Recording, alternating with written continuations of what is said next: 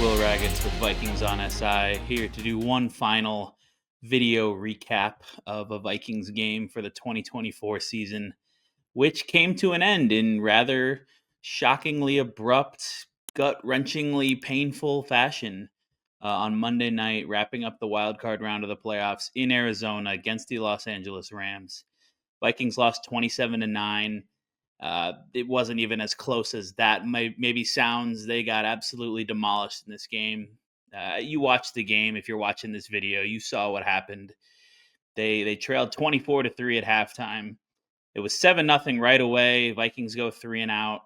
Still 10-3 early on in the second quarter. They're kind of hanging around. Things hadn't gone well. There was a weird defensive touchdown by the Vikings that was overturned when they ruled that a Matthew Stafford fumble was actually an incomplete pass that he kind of just backhand flicked forward to the ground in front of him as he was getting sacked. That was kind of an omen of what kind of night it was going to be for the Vikings. Just nothing went right.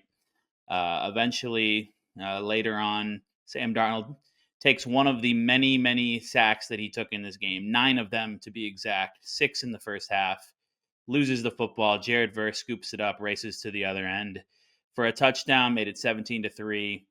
Vikings went for it then on 4th and 2 from midfield, didn't get it, another sack for a big loss.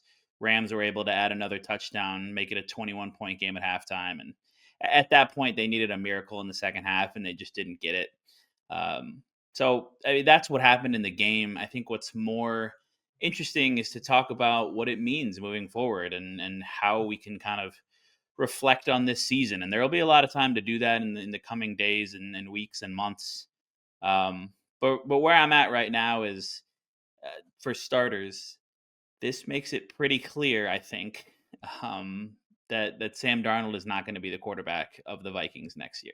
That's not to say that they won't make him any sort of offer or won't consider still maybe tagging him and trying to trade him, something along those lines. But just the discussions of the future at the quarterback position look so different now than they did 2 weeks ago when Darnold was coming off of that win over the Packers and getting hoisted up in the air by his teammates.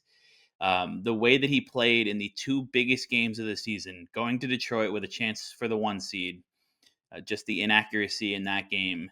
And then in this game, it was inaccuracy to a degree, but it was more so holding onto the ball for so long and so long and so long. And these weren't quick 2.5 second, 3 second sacks. These were long sacks where Darnold tried to make something happen in the pocket and just held onto the ball for too long. And you can't do it in the NFL. You're not going to, unless you're Lamar Jackson or something like that, you're not going to be able to evade all of these pass rushers and get out of the pocket and make kind of magical plays happen. It's not the reality of playing the position at this level in a huge game against a really, really good Rams defensive front that deserves a lot of credit. I just think these 2 games from Darnold really, unfortunately, kind of taint and outweigh all of the great things that he did in leading the Vikings to 14 wins this season. He absolutely deserved to make the Pro Bowl. He had statistically one of the best seasons by a quarterback in Vikings history. I mean, over 4,000 yards, 35 touchdowns, top 5 in the league in a lot of stats. All of these games, 13 of them with a passer rating above 100. But something that he hadn't done the entire regular season was have back-to-back games with a sub 100 passer rating, and he did it in the 2 games that mattered most in prime time, going to Detroit 2 Sundays ago, and then this game in the first round of the playoffs with all the eyes of the country on him. He just kind of wilted, and he missed throws, and he held onto the ball too long, and he turned it over. And so for as good as he was for so much of this season, I think that's just gonna be the lasting memory, unfortunately, of his time here. And I think after some time, people will be able to reflect on all of the good things Darnold did as well. But even he said it in his post game press conference. Right now, he's just thinking about what he did, what he could have done better in this game. And the playoffs are all that really matters. When you win 14 games, it just doesn't really feel like it matters a ton when you kind of melt down in the fashion that the Vikings did in the biggest moments and you don't win a playoff game. So I think that this kind of exposed the reality that the Vikings need to move forward with JJ McCarthy as their quarterback, which was going to be the plan all along until Darnold had this incredible season. Figure out whether it's Daniel Jones or whoever else, who's going to be a backup bridge option for McCarthy. Darnold, I think, should still get a decent sized contract in free agency. He's absolutely, unfortunately, cost himself a lot of money over these last two games based on what he was probably going to get when the Vikings were 14-2 versus what he's probably going to get now. But you'd think he still, at the very least, gets a decent deal to if not be somebody's guaranteed starter to compete for a starting job, just given the lack of other free agent options at the position, his age, the lack of sure thing kind of prospects in the draft this year at quarterback. But the Vikings, I would guess, are going to move forward with McCarthy.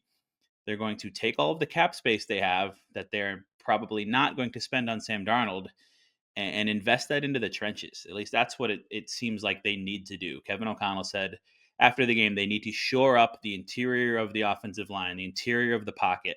Obviously, losing Christian Darrisaw earlier this season hurt. Cam Robinson was good, but not near Darrisaw's level. Brian O'Neill got hurt in this game. Hopefully, he's okay.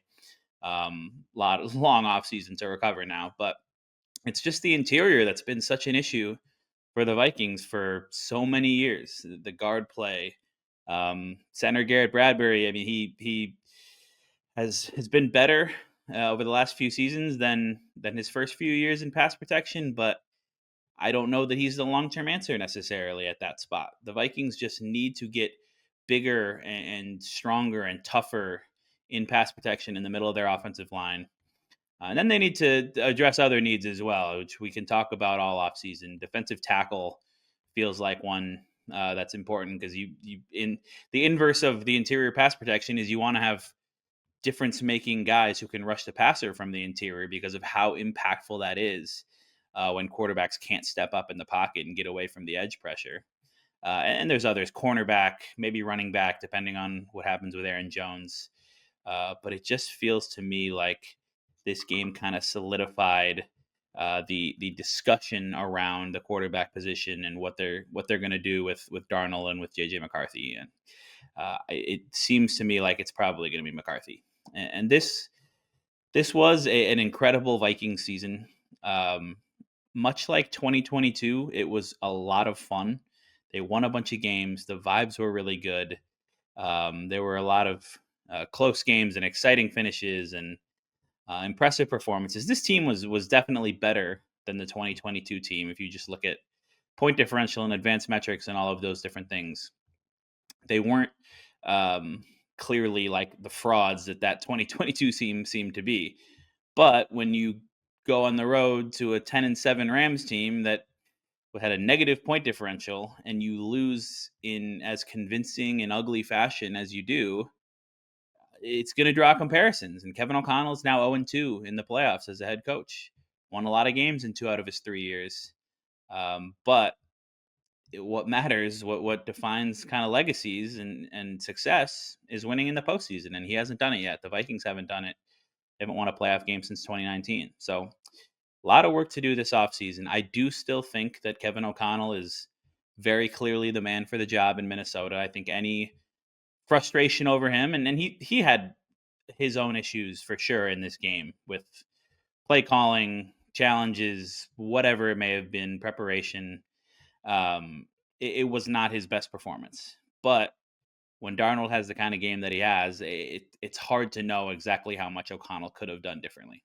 I still think that he's a fantastic head coach. I think he's proven that. I think he's earned an extension this offseason going into the last year of the deal he signed in 2022. I think he deserves to be the Vikings head coach for a long time, and he's the guy that you want leading them into the JJ McCarthy era. But right now, it certainly stings for O'Connell, for Darnold, for the Vikings, for their fans, for everybody involved. A lot of questions to be addressed, to be answered moving forward, and a lot of time to reflect on that. So we'll do plenty of that here on the YouTube channel. But those are some of my just thoughts as my head is spinning following a tough loss and another kind of heartbreaking for Vikings fans end to a season in the playoffs. So yeah, thanks everybody for watching these recaps. If you have all season long, and we'll be back on the channel with more Vikings discussion.